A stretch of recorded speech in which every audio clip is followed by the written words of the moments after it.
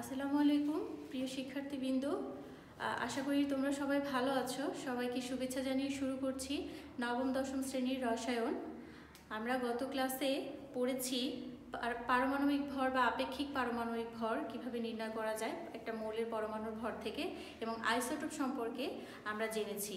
আজকে আমরা যেটা জানবো সেটা হচ্ছে, দেখো, আইসোটোপের শতকরা হার থেকে মৌলের গড় আপেক্ষিক ভর কিভাবে নির্ণয় করা যায়। তো দেখো, আমাদের বইয়ে কি বলা হয়েছে, প্রকৃতিতে বেশিরভাগ মৌলেরই একাধিক আইসোটোপ রয়েছে। এটা আমরা আইসোটোপে পড়েছি যে আইসোটোপটা হচ্ছে আসলে একাধিক মৌলের বিভিন্ন রূপ।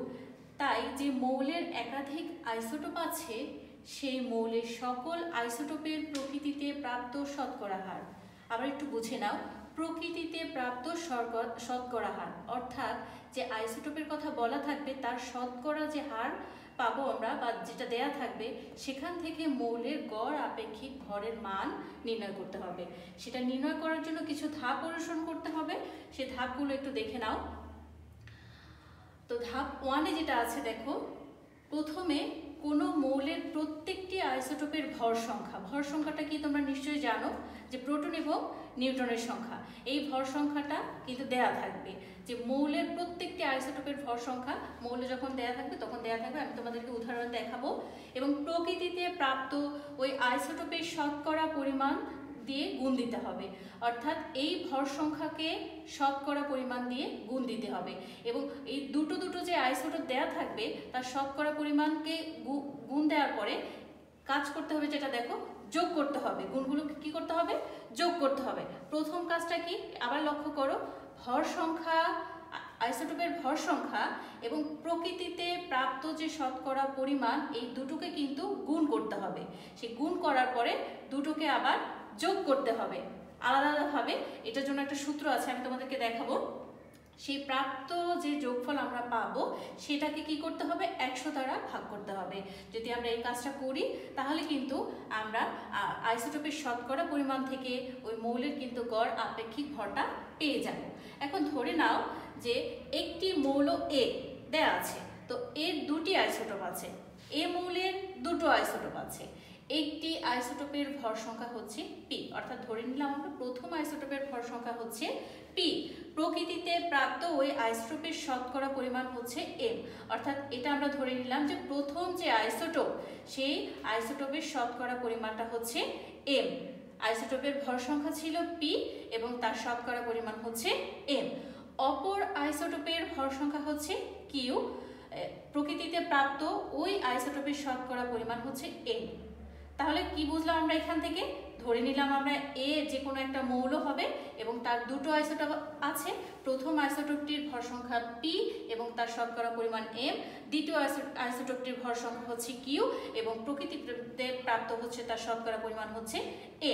এখন দেখো, তাহলে আমাদের এই এ মৌলের গড় আপেক্ষিক পারমাণবিক ভর নির্ণয় করার জন্য কোন সূত্রটি আমরা অনুসরণ করব? পি গুণন এম, অর্থাৎ প্রথম যে মৌল সেই মৌলের মৌলের প্রথম যে আইসোটোপটা সেই আইসোটোপের ভর সংখ্যাটা, প্রথম আইসোটোপের ভর সংখ্যা।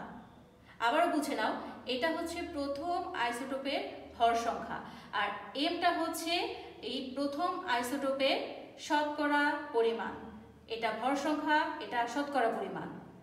তারপরে এটা দেখো দ্বিতীয় আইসোটোপের ভর সংখ্যা আর এটা হচ্ছে দ্বিতীয় আইসোটোপের শতকরা পরিমাণ। দেখো, আমরা প্রথমে বলেছিলাম কিন্তু যে এদেরকে প্রথমে গুণ করে নিতে হবে, অর্থাৎ ভর সংখ্যাকে এবং শতকরা পরিমাণকে আমরা গুণ করে নিয়েছি। এটা হচ্ছে প্রথম আইসোটোপের জন্য, এটা হচ্ছে দ্বিতীয় আইসোটোপের। এবং পরবর্তী সেকেন্ড যে কথাটা বলা হয়েছিল সেটা কিন্তু বলা হয়েছিল যে পরবর্তীতে এদেরকে যোগ করতে হবে। এই গুণফলকে কিন্তু এখানে যোগ করে দেখানো হয়েছে। এবং তৃতীয় যে কথাটা ছিল সেটা হচ্ছে যোগ করার পরে 100 দ্বারা আমাদেরকে ভাগ করতে হবে। তাহলে এই সূত্রের মাধ্যমে দেখো বিষয়টি স্পষ্ট হয়ে উঠেছে যে কি করে আমরা মৌলের গড় আপেক্ষিক পারমাণবিক ভর নির্ণয় করতে পারবো আইসোটোপের পরিমাণ থেকে। তো উদাহরণস্বরূপ দেখো, তোমাদের বইয়ে একটু লক্ষ্য করো যে উদাহরণস্বরূপ দেওয়া আছে যে ক্লোরিনের কথা। ক্লোরিন একটি মৌল, আমরা জানি ক্লোরিন একটি মৌল। দেখো, প্রকৃতিতে ক্লোরিনের দুইটি আইসোটোপ আছে।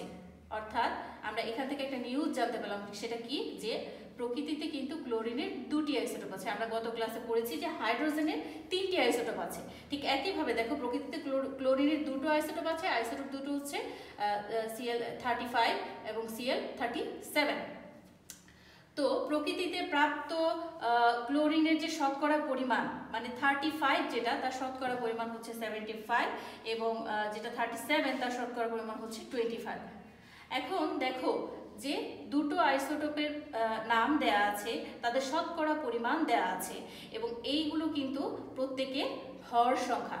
কি? প্রত্যেকে ভর সংখ্যা।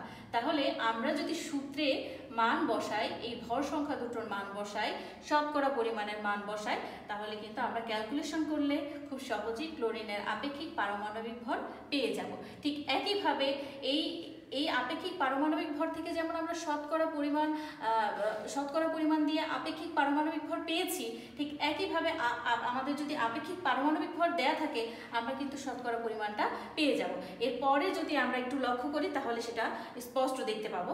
দেখো এখানে উল্লেখ, তোমরা দেখবে পর্যায় সারণীতেও ক্লোরিনের গড় আপেক্ষিক পারমাণবিক ভর 35.5।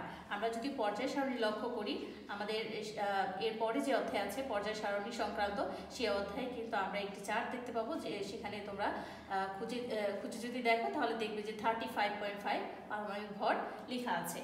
পর্যায় সারণীতে যে পারমাণবিক ভর লেখা আছে তা মূলত গড় আপেক্ষিক পারমাণবিক ভর।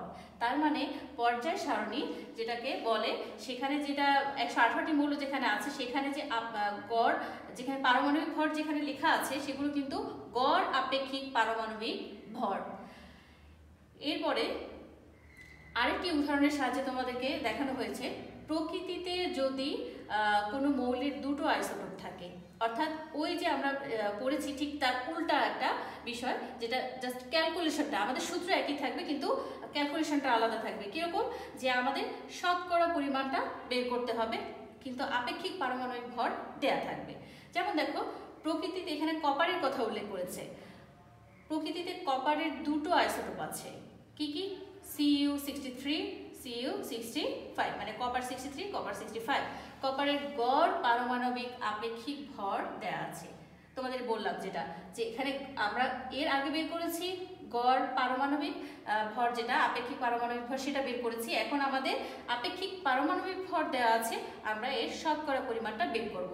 তাহলে শতকরা পরিমাণটা বের করতে হলে আমাদের দুটো কিন্তু বের করতে হবে। যেহেতু দুটো আইসোটোপ দেওয়া আছে, এখান থেকে আমাদের দুটোরই কিন্তু শতকরা পরিমাণটা আমাদের বের করতে হবে। তাহলে সেজন্য আমরা ধরে নিই এটা যদি x হয়, শতকরা পরিমাণ x% হয়, এবং এটা হবে তাহলে কি, যেহেতু দুটোর সমষ্টি, আবার একটু বুঝে নাও, দুটো আইসোটোপের সমষ্টি, একটা যদি x হয় তাহলে অন্যটা হবে 100 - x। কেন হলো? কারণ এই 100 যে শতকরা পরিমাণটা, এটা কিন্তু এই দুটো আইসোটোপের সমষ্টি। তো দেখো যে ধরা যাক প্রকৃতিতে প্রাপ্ত কপার 63 এর শতকরা পরিমাণ x%, ধরে নিয়েছে এটার হচ্ছে পরিমাণ হচ্ছে x%, এবং প্রকৃতিতে প্রাপ্ত কপার 65 এর শতকরা পরিমাণ হচ্ছে 100 থেকে x বিয়োগ করেছে।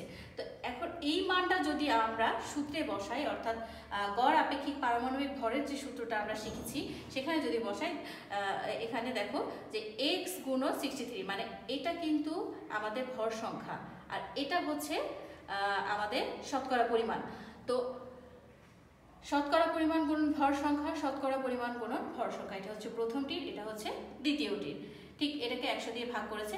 যেহেতু আমাদের এই গড় আপেক্ষিক পারমাণবিক ভরটা এখানে দেওয়া আছে, আমরা এখানে আপেক্ষিক পারমাণবিক ভরের মান বসাবো এবং এটা যদি আমরা ক্যালকুলেশন করি তাহলে আমরা এরকম একটা অবস্থা পাবো যে x = 75%। অর্থাৎ আমরা x এর মানটা কিন্তু ক্যালকুলেশন করে পেয়ে যাচ্ছি এখান থেকে।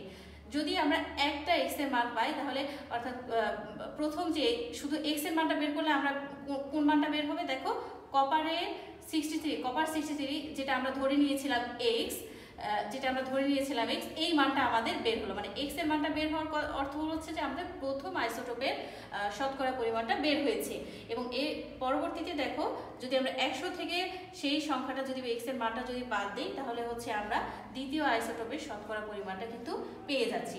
অর্থাৎ ঠিক ওটার উল্টাটা, ওখানে যে মান দেওয়া ছিল সেটার উল্টাটা আমরা এখানে বের করেছি। তো তোমরা আশা করি যে তোমরা এটা বাসায় হচ্ছে অনুশীলন করবে এবং এটা দিয়ে একটা অ্যাসাইনমেন্ট তৈরি করবে এই দুটো ম্যাথ দিয়ে, এবং সেটা তোমরা শ্রেণী শিক্ষককে দেখাবে। এরপরে দেখো যে বিষয়টি আছে আপেক্ষিক পারমাণবিক ভর থেকে আণবিক ভর। আগে একটু বলে নিই, দেখো পারমাণবিক ভর অর্থাৎ পরমাণুর ভর, আপেক্ষিক আণবিক ভর, এখানে কিন্তু পারমাণবিক ভর থেকে আণবিক ভরের কথা বলেছে, মানে একটি পরমাণু, পারমাণবিক ভর মানে একটি পরমাণু, আর আণবিক ভর মানে একাধিক পরমাণুর ভর।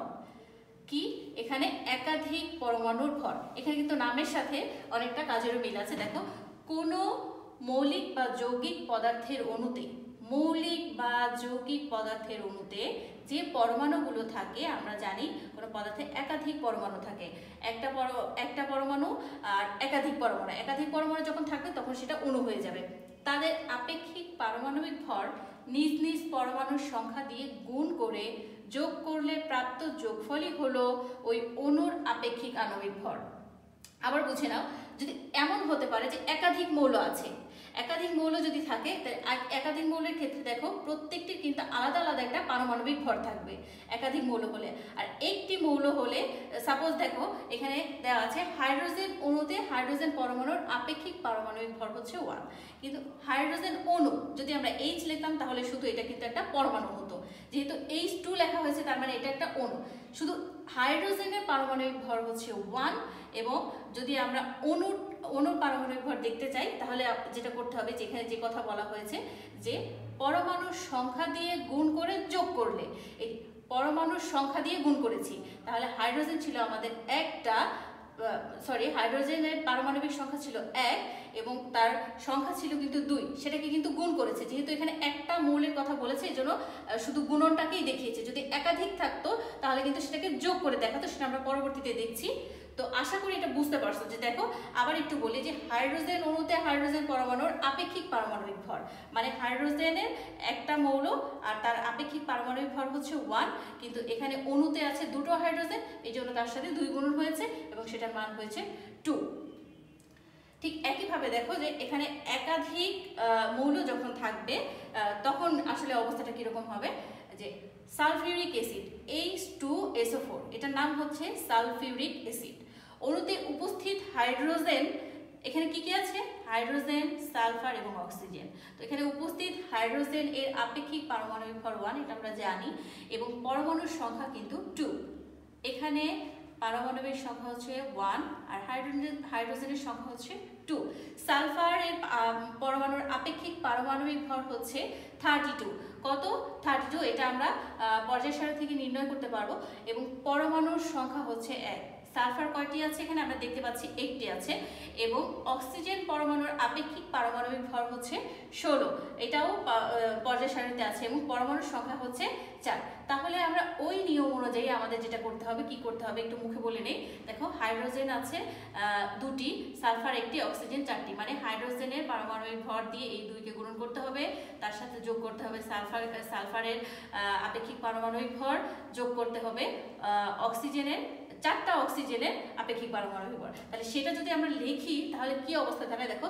অতএব হাইড্রোজেনের আপেক্ষিক পারমাণবিক ভর হবে এই যে 1 গুণন 2। 1 গুণন 2 কেন লেখা হয়েছে? হাইড্রোজেনের আপেক্ষিক পারমাণবিক ভর হচ্ছে 1 আর এর সংখ্যা আছে 2টো, তার সাথে যোগ করেছি, যে আমরা বলেছিলাম যে একাধিক মৌল থাকলে কিন্তু আমাদের যোগ করতে হবে, ঠিক এই জন্যই কিন্তু এখানে যোগ চিহ্নটা দেওয়া হয়েছে। সালফারের আপেক্ষিক পারমাণবিক ভর হচ্ছে 32, পরিমাণ হচ্ছে 1টা, এই জন্য আমরা 1 গুণন করেছি, তারপরে যোগ করেছি। এবং এখানে অক্সিজেনের আপেক্ষিক পারমাণবিক ভর হচ্ছে 16 আর অক্সিজেন আছে এখানে 4টি, সেজন্য এখানে 4 গুণন করেছি। আশা করি এইটুকু তোমরা বুঝতে পেরেছো। তো এইটুকু ক্যালকুলেশন করলে আমরা কত পাবো? 98। তাহলে দেখো যে কি করে আমরা পারমাণবিক ভর থেকে আমরা কি করে আণবিক ভরটা আমরা পাবো সেটা কিন্তু আমরা এখানে ক্লিয়ার বুঝতে পেরেছি। তো চলো বন্ধুরা একটু বোর্ডে দেখে আসি, যেটা তোমরা বাসায় কাজ করবে, খাতা এগুলো করে তোমরা হচ্ছে শ্রেণী শিক্ষককে দেখাবে। তোমরা একটু খাতায় এগুলো তুলে নাও, আমি নামগুলো বলে দিচ্ছি। এটা হচ্ছে কপার সালফেট, যেখানে আছে কপার, সালফার এবং অক্সিজেন। হ্যাঁ, এটা হচ্ছে নাইট্রিক অ্যাসিড, যেখানে আছে হাইড্রোজেন, নাইট্রোজেন এবং অক্সিজেন। এটা হচ্ছে জিঙ্ক সালফেট, যেখানে জিঙ্ক আছে, সালফার আছে, অক্সিজেন আছে। এবং ম্যাঙ্গানিজ ডাইঅক্সাইড, এখানে হচ্ছে ম্যাঙ্গানিজ আছে এবং অক্সিজেন আছে। তোমরা একটু খাতায় এগুলো তুলে নাও। এগুলো থেকে তোমরা আণবিক ভরটা বের করে, আণবিক সংখ্যা যেটাকে বলা হয়, এটা বের করে তোমরা শ্রেণী শিক্ষককে কিন্তু দেখাবে। তো শিক্ষার্থী বন্ধুরা, আশা করি তোমরা আজকের আলোচ্য বিষয় পুরোপুরিভাবে বুঝতে পেরেছো এবং আমরা পরবর্তী ক্লাসে এরপর থেকে আলোচনা করব। সবাই ভালো থাকবে, ধন্যবাদ।